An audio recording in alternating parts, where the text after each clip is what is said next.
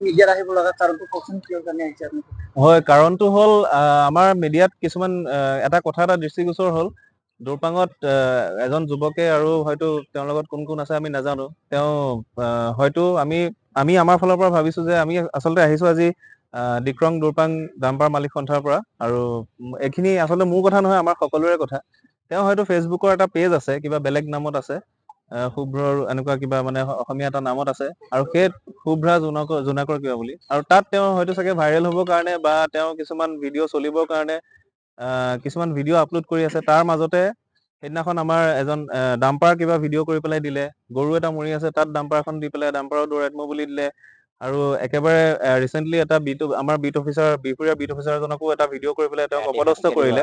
গতিকে সেইবিলাক কথাক লৈ পেলাই আমাৰ গোটেই এটা পৰিৱেশটো বিনষ্ট হৈছে আচলতে, আৰু সেইকাৰণে আমি চবেই ভাবিলো যে আমাৰ এই কথাটোৰ এটা মানে উত্তৰ আমি দিব লাগিব। আৰু উত্তৰ নহয়, আচলতে তেওঁৰ তাৰ মাজতে ক'লে যে ডাম্পাৰ মালিকবিলাক চোৰ হয়, আৰু মানে বহুত অশালীন কিছুমান শব্দ কৈছে যিবিলাক আমি ক'ব নোৱাৰো আপোনালোকৰ ওচৰত। আৰু সেইখিনি কথা আমি আচলতে হজম কৰিব নোৱাৰো, আৰু বিনা চালানত আমি গাড়ী চলাওঁ।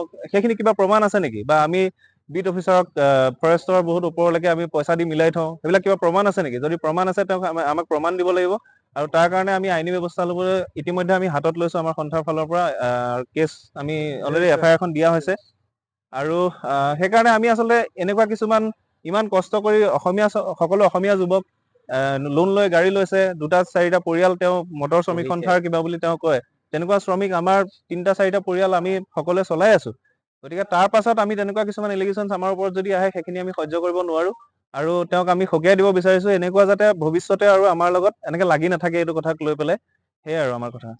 যে ইলিগেশ্যন লগাই আছে, ইয়াৰ বিষয়ে ফিউচাৰত যদি সি নামানে ইয়াৰ বিষয়ে কি কৰা হ'ব? আমি আইনী ব্যৱস্থা হাতত ল'ম, ইতিমধ্যে FIR দিছো, আৰু তেওঁ যিটো চালানৰ কথা কৈ আছে সেইবিলাক আমাক প্ৰমাণ দিব লাগিব। আমি চালানত চলাও নে নচলাও, আমি কাৰোবাক পইচা দিছো নে নিদিছো।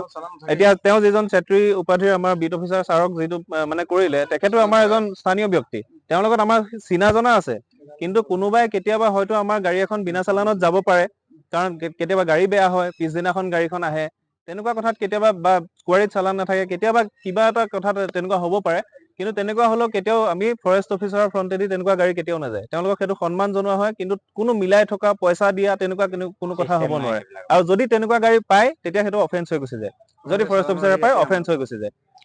এই যে ল'ৰা আপোনাৰ যে বোৱা পোচাৰ কৰি আছে, ইয়াক সি যে আপোনাৰ লগৰ যি ডাম্পাৰটো এক্সিডেণ্ট হ'লে এক্সিডেণ্ট কৰি গৈছে বুলি কয়, ইয়াৰ বিষয়ে কি আপুনি কি ক'ব ইয়াক? আমি আচলতে সেইটো কাৰণে আইনীভাৱে গোটেইখিনি আজি ওলাই আহিছো, আৰু আইনী ব্যৱস্থা ল'ব মানে হাতত লৈছো, কাৰণ তাত আমি পাৰ্চনেলি কিবা কথা পাতি কোনো লাভ নাই। আৰু মানে ধৰক কিছুমান মানুহক বুজাবলে ভাল, কিছুমান মানুহক বুজাবলে বেয়া, গতিকে আমি ভাবিছো তেখেতক তেনেকে বুজাই একো লাভ নহ'ব। গতিকে আমি আইনীভাৱে গোটেই প্ৰক্ৰিয়াটো হাতত লৈছো, আইনে যি কয় সেইটোৱে আমি মানি ল'ম। এইবিলাক এলিগেশ্যন লগাই আছে, তেখেতৰ কোনো ভিত্তিহীন, একো ভিত্তিয়ে নাই তেখেতৰ। আমাৰ গাড়ী এখন ৰাস্তাইদি যায়, তেখেতে কি কৰে, ভিডিঅ' এটা কৰি পেলাই ফেচবুকত আপলোড কৰি দিয়ে, কৰি দি পেলাই কয় যে এই গাড়ীখনে চুৰি মাল লৈ গৈ আছে, চুৰ কৰি নিছে। ইনফেক্ট ইমান বেছি বেয়া বেয়া শব্দ কিছুমান ইউজ কৰিছে, দালাল, তাৰপিছত মাফিয়া, গুণ্ডাগিৰি, চুৰ, এনেকুৱা ধৰণৰ কিছুমান কথা। তেখেতৰ কোনো ভিত্তিহীন কথা, তেখেতে প্ৰমাণ দিয়ক যদি পাৰে। যদি পাৰে তেখেতে প্ৰমাণ দিয়ক। তেখেতে কৈছে যে আমি ফৰেষ্টৰ যিকোনো অফিচাৰৰ লগত পইচা পাতি দি মিলাই থওঁ, ফৰেষ্টৰ মানুহে আমাৰ পৰা পইচা খায়, গতিকে ফৰেষ্টে দালালি কৰি আছে। গতিকে আমাৰ ওচৰত প্ৰমাণ আছে, আপোনালোকক আমি দেখাব পাৰোঁ। আমি যেনেকে পাৰি তেনেকে আমি চালান কাটি পেলাই গাড়ী চলাওঁ, প্ৰথম কথা। দ্বিতীয়তে দুৰপাং কোৱাৰীটো বন্ধ হৈ থকা আজি 2 বছৰ হৈ গৈছে। গতিকে দুৰপাং কোৱাৰীত কোনো গাড়ী নাযায়, JCB নাথাকে, একোৱে নাথাকে। আৰু দুৰপাং কোৱাৰীটো এনেকুৱা মানে ৰাস্তাৰ কাষতে হয়, গতিকে চব মানুহে যিমান পাব্লিক আছে চবেই মানে ধুনীয়াকে দেখি থাকে। বোলে ক'ৰবাত ভিতৰত জংঘলৰ মাজত গাড়ীত লুট কৰে, কিবা কৰে, তেনেকুৱাতো নহয়।